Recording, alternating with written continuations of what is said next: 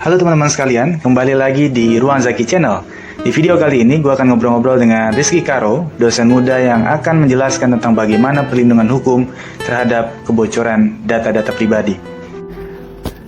Terima kasih Mas Dr. Zaki, senior saya, pembimbing saya. Terima kasih atas kesempatannya saya bisa sharing di podcast Mas Zaki, podcast yang memberikan kompas dan seperti mercusuar hukum.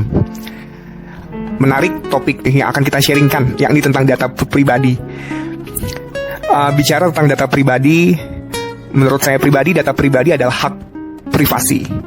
Dan konstitusi kita dalam Undang-Undang Dasar 1945 telah mengamanatkan dalam pasal 28G ayat 1 Undang-Undang 1945 yang isinya setiap orang berhak atas perlindungan diri pribadi, keluarga, kehormatan, martabat, dan harta benda yang di bawah kekuasaannya, serta berhak atas rasa aman dan perlindungan dari ancaman ketakutan untuk berbuat atau tidak berbuat sesuatu yang merupakan hak asasi.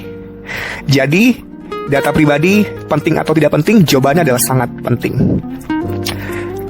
Berbicara tentang hukum positif di Indonesia, saat ini yang mengatur khusus spesifik tentang perlindungan data pribadi baru diatur dalam tingkat menteri. Bayangin, data pribadi kita yang sifatnya krusial tadi, privacy hanya diatur dalam Peraturan Menteri Komunikasi dan Informatika nomor 20 tahun 2016 tentang perlindungan data pribadi dalam sistem elektronik.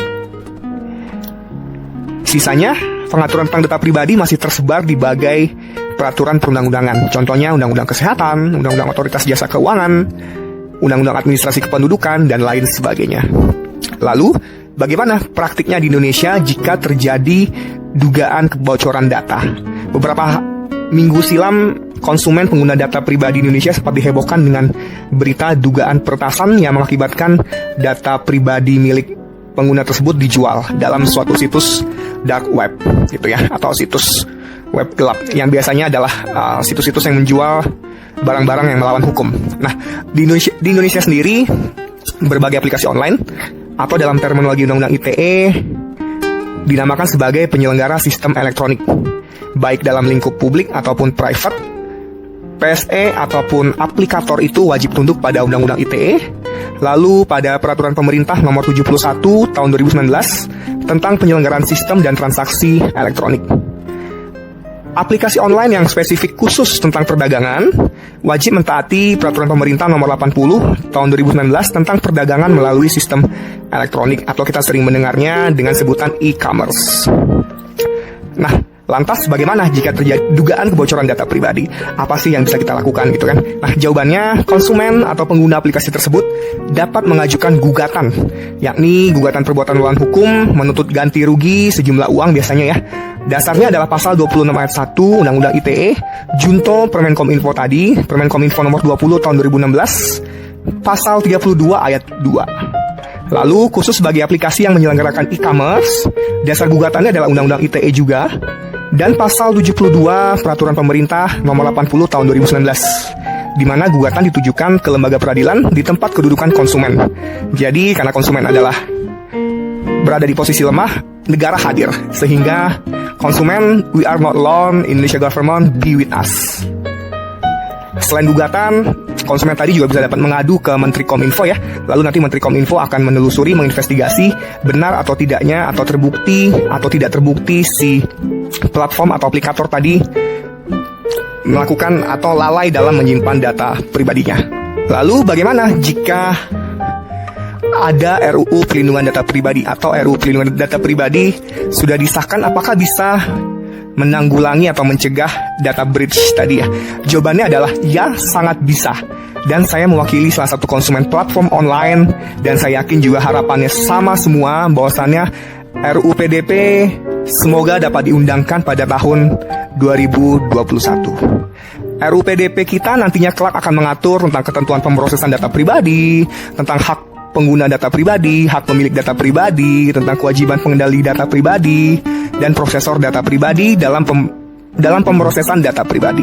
Lalu ada juga ketentuan tentang transfer data pribadi, ketentuan tentang sanksi administratif, dan ketentuan sanksi pidana.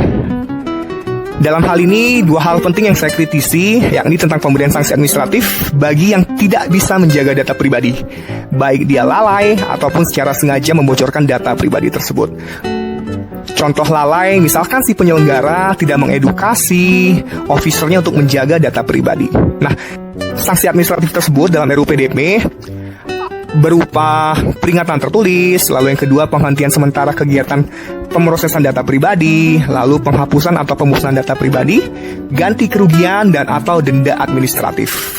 Dan saya juga berharap semoga saja ganti kerugian ini ditujukan untuk konsumen dari platform online yang datanya dibocorkan tersebut, gitu.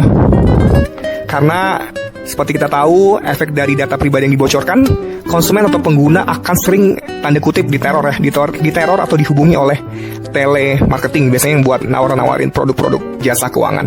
Nah, lalu yang kedua, saya mengkritisi tentang delik pidana dalam RUU PDP. Saya mengapresiasi bahwasannya sudah ada delik pidana dengan bunyi delik sebagai berikut. Setiap orang yang dengan sengaja menjual atau membeli data pribadi dapat dipidana dengan pidana penjara paling lama 5 tahun atau denda paling banyak 50 miliar rupiah gitu.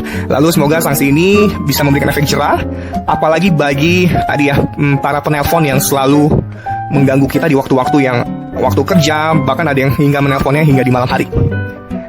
Nah, lalu bagaimana terkait prakteknya di negara lain ya tentang penindakan data breach atau kebocoran data?